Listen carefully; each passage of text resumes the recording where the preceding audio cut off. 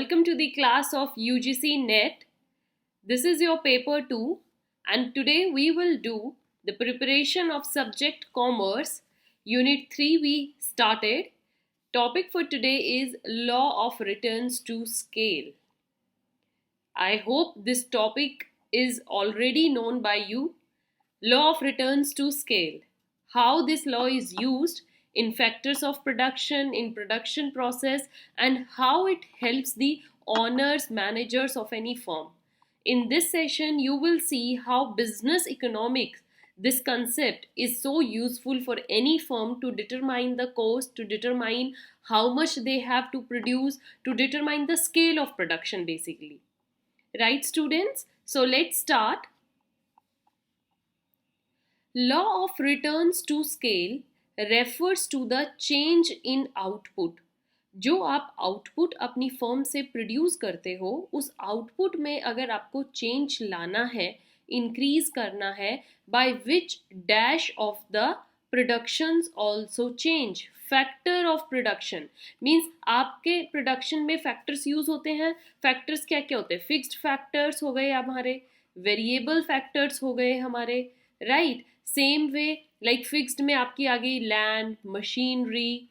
Variable में आपके क्या आ गए? Labour, raw material, right. तो जब आप इन चीज़ों को इंक्रीज या डिक्रीज करते हो तो इन फैक्टर्स के चेंज होने से अगर there is a change in the volume of output, output में अगर चेंज आता है वो हमारा क्या कहलाया जाता है?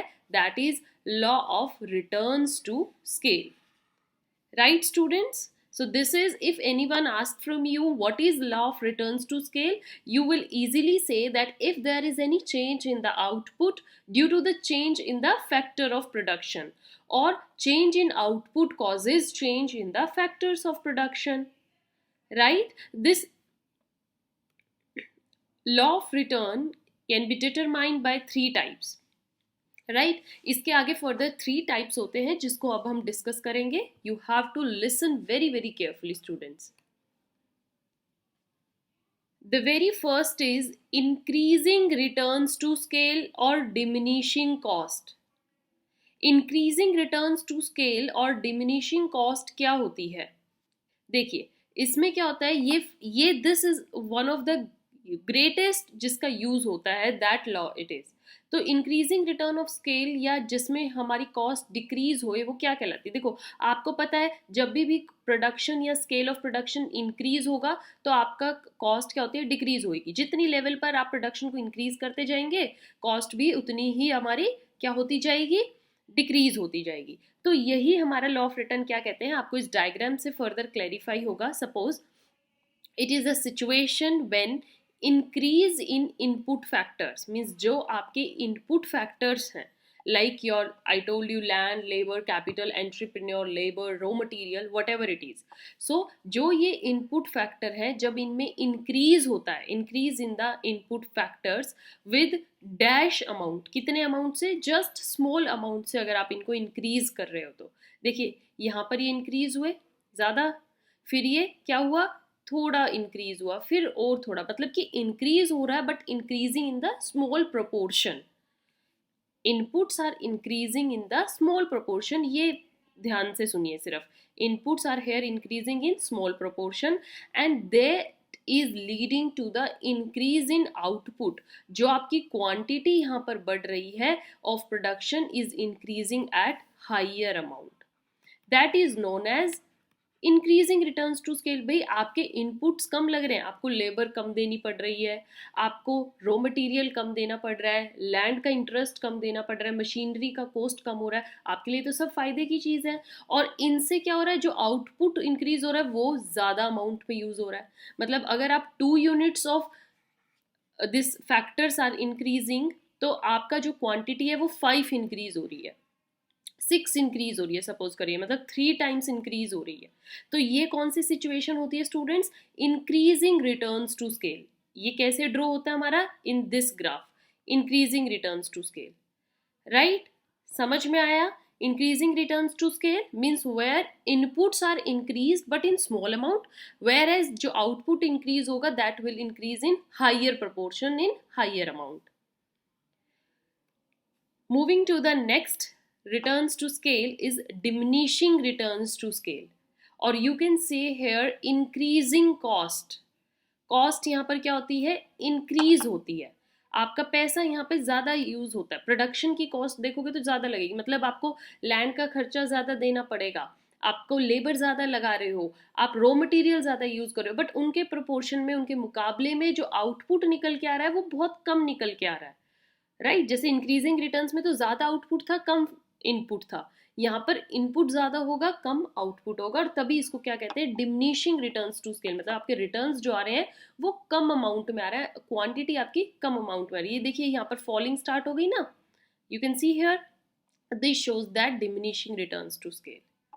All right, so it is the situation when increase in input factors, जब input factors में increase हो रहा है, leads to the dash in the output of productions, leads to the decrease, right? Yes, small, sorry, you will write here decrease in output. Output आपका decrease होगा, input आपका increase हो रहा है, right students? Then here it's your third type. It's constant returns to scale. Constant returns to scale कि जितना आप input लगाओगे आउटपुट उतना ही आएगा. अगर आपने 2 यूनिट्स ऑफ फैक्टर्स यूज करे हैं तो आपका आउटपुट 2 यूनिट्स आया है. 5 यूनिट्स ऑफ आउटपुट यूज किए तो 5 यूनिट्स ऑफ इनपुट यूज किए तो 5 यूनिट्स ऑफ आउटपुट आए. That's constant. The rate is here constant. Okay, जो आपको रेट मिल रहा है वो कांस्टेंट मिल रहा है. बाय चांस सपोज कीजिए जब मैंने बताया था 2 पर 6 था, ज़्यादा था, 4 पर आए तो ये जो डिफरेंस था यहाँ पर 4 यूनिट्स का, ये हो गया आपका सपोज कीजिए 10 तो 6 का, ये हो गया इंक्रीजिंग रिटर्न. मतलब कि यहाँ पर इंक्रीज हो रहा है, जहाँ पर 4 यूनिट बढ़ रहे थे अब 6 यूनिट बढ़ रहे हैं. दो ही इंक्रीज करे बट ये 4 इंक्रीज हुए.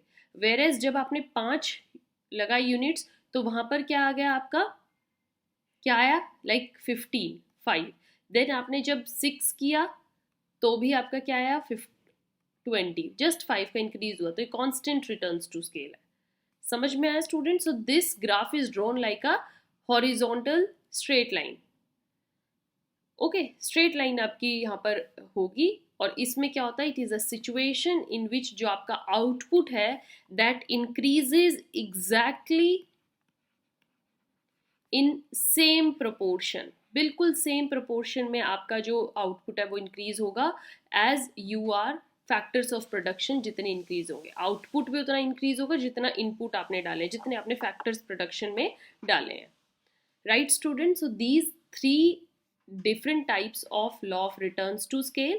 You have to understand them carefully कि कैसे हमारी प्रोडक्शन आउटपुट से इफेक्ट होती है, कैसे आपका आउटपुट इफेक्ट होता है इनपुट से, और कौन कौन से सिचुएशन एक फर्म फेस करती है.